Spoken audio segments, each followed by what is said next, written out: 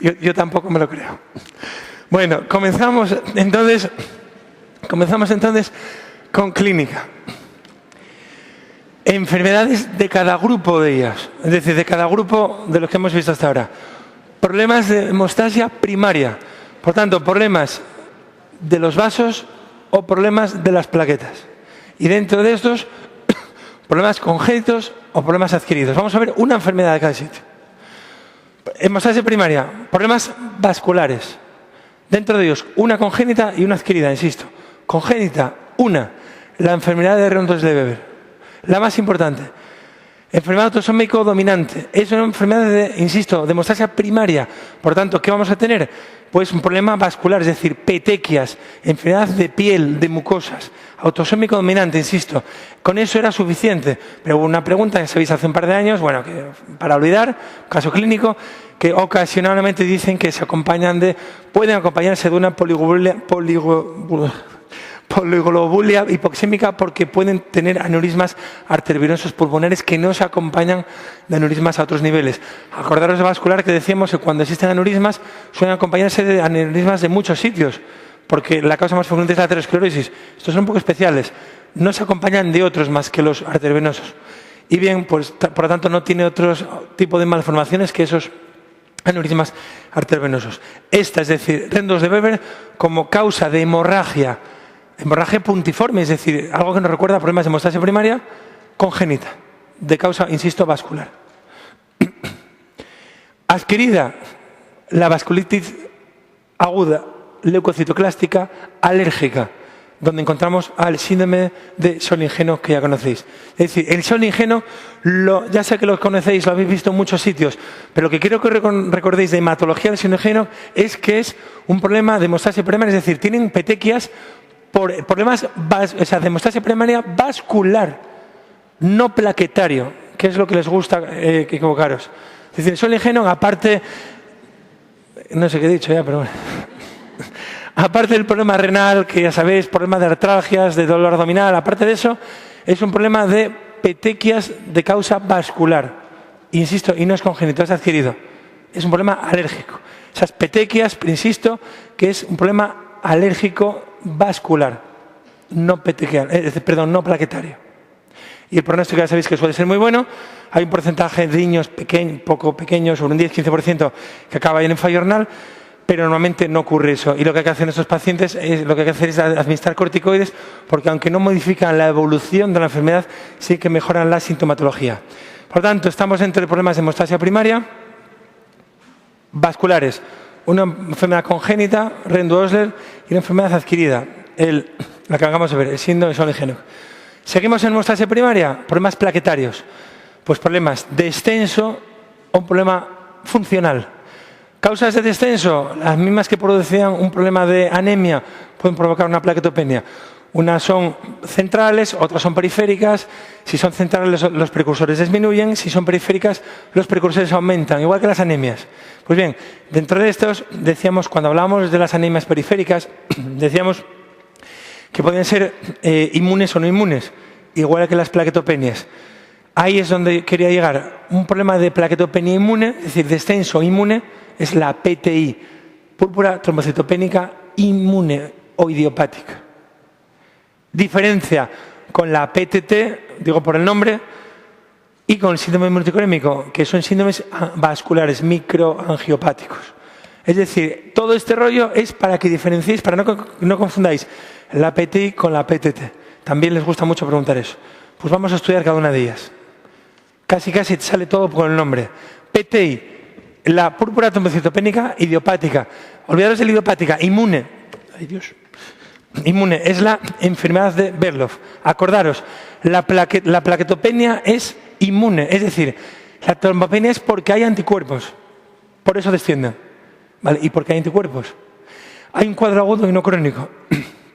En el agudo afecta a niños pequeños y es porque de forma cruzada, es decir, por error, el sistema inmune se había puesto en marcha porque esos niños han tenido una infección viral previa, respiratoria casi siempre unos días antes, y de forma cruzada por error se pegan a las plaquetas y las destruyen, provocando un cuadro agudo muy importante. Plaquetopenia por debajo de 20.000 plaquetas, pero autolimitado. suele remitir en el tiempo y, bueno, muchas veces efectivamente hay que tratarlo como inmune, corticoides. Si es muy importante, sí es cierto que transfundimos, pero normalmente con prednisona es suficiente y suelen ir bastante bien. El cuadro crónico es parecido, afectan a mujeres de edad media. Los anticuerpos, que lo preguntaron, no son cruzados contra nada, son anticuerpos contra las plaquetas. Aquí no es un error. Hombre, es un error tener anticuerpos contra tus plaquetas, pero me refiero que no es como el caso anterior, que eran anticuerpos antígenos virales. Son anticuerpos contra esas glicoproteínas 1 y 2 que formaban parte de la adhesión y de la agregación plaquetaria. Es más crónico, plaquetopenia más leve en ese sentido, pero cursa en brotes. Y eso es lo que hace que, aunque el tratamiento es el mismo, corticoides, muchos se hacen dependientes, se hacen resistentes, y por eso recordar que solo hay que tratar al paciente en el momento del brote. Cuando el corticoide ya no sirve, acordaros de elección, lo han preguntado, la esplenectomía, pero no porque se acompañe de esplenomegalia, sino porque, volvemos a lo mismo, tenemos un anticuerpo rodeando una plaqueta que al pasar por el bazo lo reconoce como raro y lo rompe. Bueno, pues si me cargo el bazo, no se rompe la plaqueta. Por tanto, si los corticoides no funcionan o son dependientes ya, esplenectomía. Y también hay que utilizar otros fármacos como esa gamma-globulina intravenosa, que sabéis que lo que hace es rodear a la plaqueta para impedir que el anticuerpo se pegue a la misma.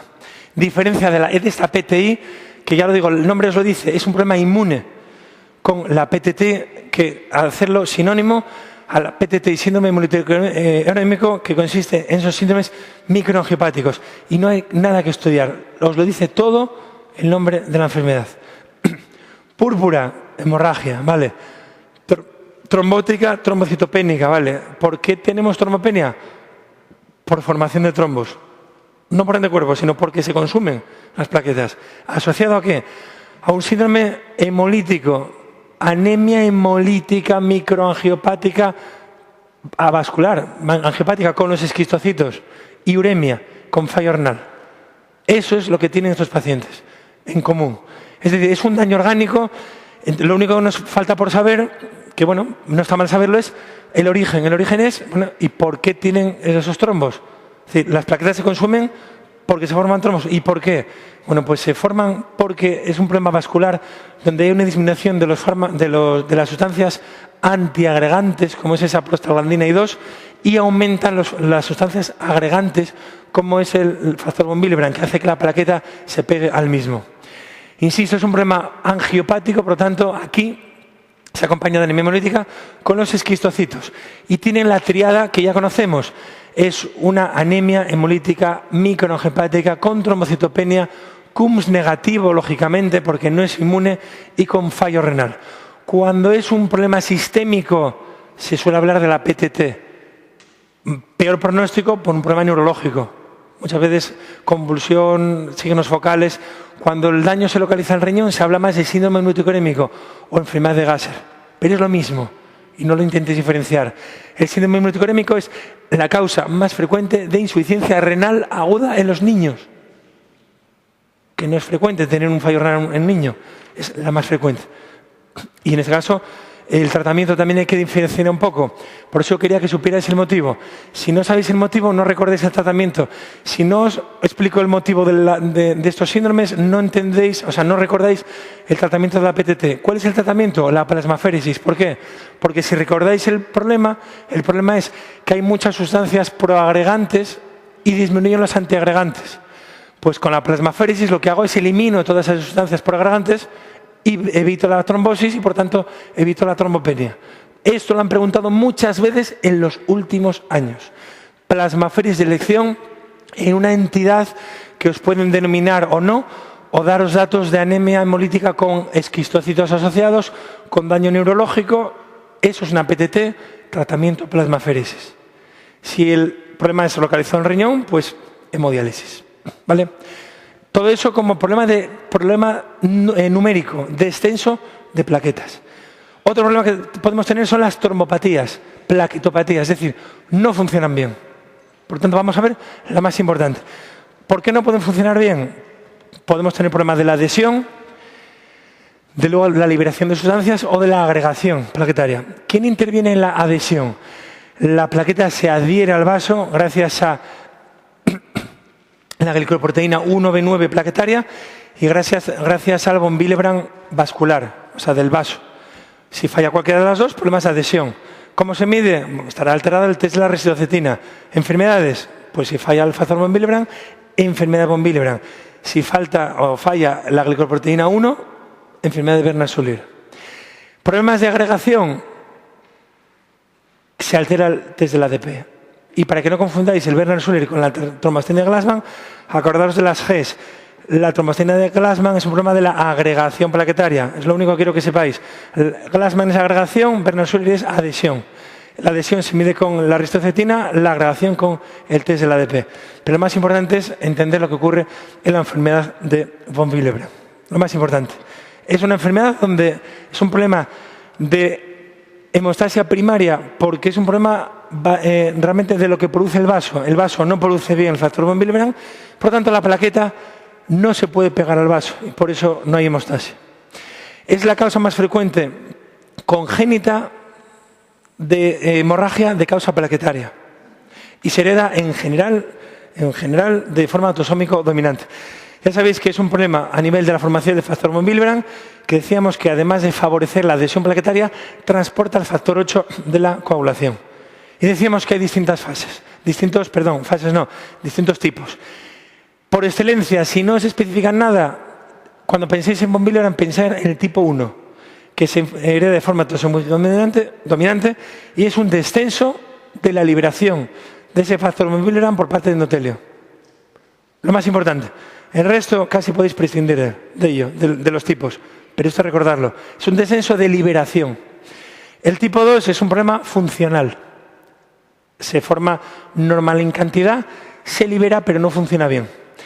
El tipo 3 sería un descenso a nivel de la síntesis, con herencia diferente, que no me preocupa.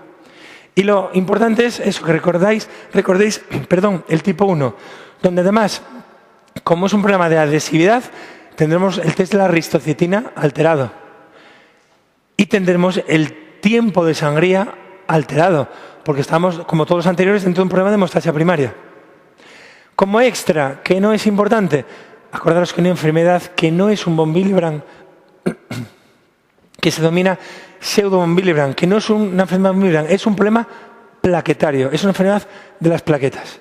Pues bien, lo más importante del von Willebrand es que entendáis lo que ocurre. Falta o no funciona, es decir, es un problema del factor 8 de la coagulación, por lo tanto es un problema de hemostasia primaria. ¿Y con qué nos encontramos? Pues nos encontramos con que si desciende el factor von Willebrand, va a haber un descenso cualitativo del factor 8, no cuantitativo. El factor 8 se sintetiza en el hígado y el hígado sigue funcionando y sigue produciéndolo, pero no se puede transportar, por tanto como si no existiese. Por lo tanto, acordaros, es la primera enfermedad donde vamos a tener alterados simultáneamente tiempos de hemostasia primaria y tiempos de hemostasia secundaria. Solo hay dos enfermedades, esta y otra que es mucho más sencillo, que es la CID. En la coagulación intravascular se altera todo, por tanto, primaria, secundaria, absolutamente todo. Pero específicamente, por lo que os expliqué, aquí va a estar alterada la primaria y la secundaria. La clínica es hemorragia, lógicamente, y el tratamiento no podemos dar factor 8 aislado, factor von Willebrand aislado porque no lo hay que darlo en forma de crioprecipitados que contienen ese factor von Willebrand y otros factores que ya digo en este caso no nos interesa.